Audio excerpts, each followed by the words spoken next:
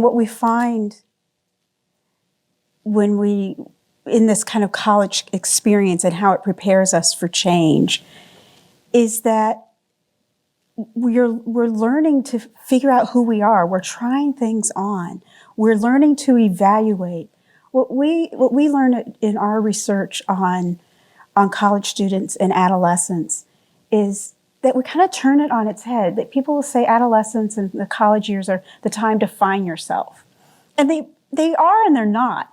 That, we always thought, well, we're going to have a chapter on how college students find their identity. And they don't.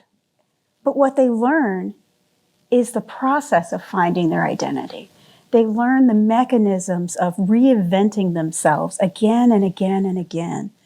To Dean Carana's point, we're not learning how to train ourselves. We're learning how to take apart arguments. We're learning how to reinvent ourselves again and again and again.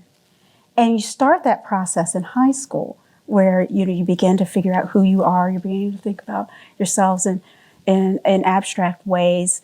But when we get to college, it's the first time we get to do that apart from the community that shaped us originally.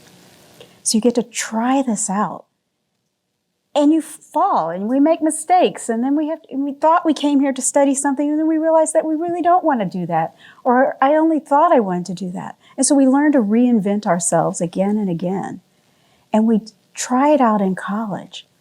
And then we do it again and again for the rest of our lives. Every time we have a new life stage, you get married, you have kids, you change your job, you reinvent yourself at 45 is that next developmental stage where people reinvent themselves. It's not really a midlife crisis. But you reinvent yourself, and then you take stock.